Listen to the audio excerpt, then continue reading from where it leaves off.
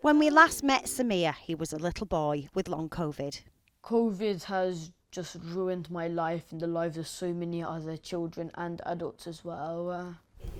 5 years on, he's a young man and he still has long COVID. Those 5 years should have been at high school with other teenagers. Instead, he's had to have 2 half-hour lessons at home by himself every day. It's been very isolating. Most of what I do is something to just pass the time without taking too much energy. It's been years of this and I'm still very little better than when I started, especially in the energy department. But if Samir has been dealt a rotten hand of cards, then he's done his utmost to make the best of it. He managed to sit 2 GCSEs independently, and whereas before he couldn't stand without help, he's now up and about a bit. But any medical help he's had has been private because the NHS couldn't do anything for him. So Yana, the last time I was here, I remember you saying to me that every day felt like a year. What would you have thought then if you'd known that 5 years on, he still wouldn't be recovered?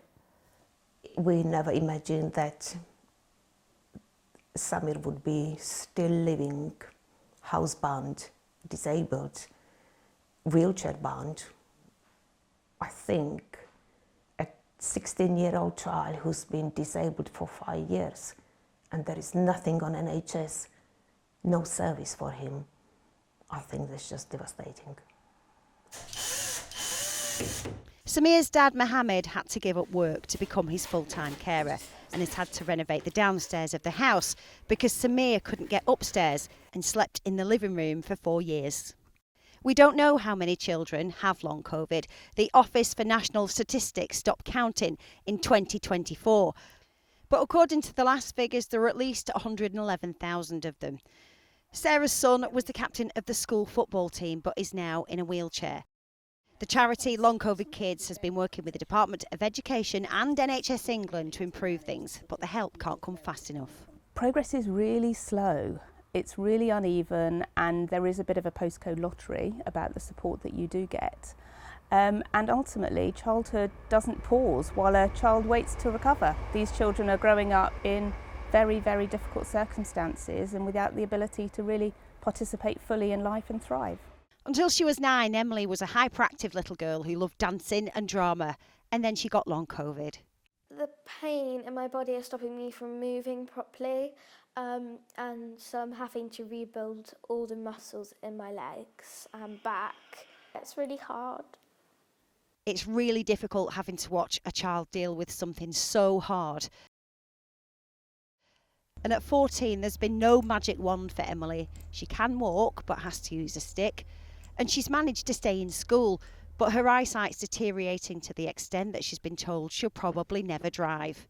It's just really sad that actually this little sparkly 9-year-old who was such a sparkly, happy young lady with carefree, has to deal with constant pain, fatigue. She wasn't born like it. That's the thing that really gripes me, is that she was born a normal, healthy child, and then all of a sudden it's ripped away. But the hardest thing is the absence of that normal teenage experience. She tried a sleepover recently, but it made her even more unwell. I feel quite lonely and I really, really struggle trying to fit in at school, because there's an obvious difference when I get my walking stick out or the constant need for medication. It just feels so isolating. It feels like I'm on an island by myself in a different planet, because no one seems to understand, and people were just like, oh yeah, I'm tired too, and it's like them constantly trying to make it seem like it's okay and like they get it, but nobody actually does, and it feels really, really lonely. Germany's just invested €500,000 in medical research into the illness.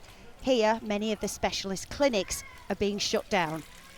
We've had 5 years to learn about long COVID so we can help those with it. Instead, it feels like we're choosing to look the other way. What do you want people to know about young people with long COVID? That we're still here, Ruth Liptrot, 5 News.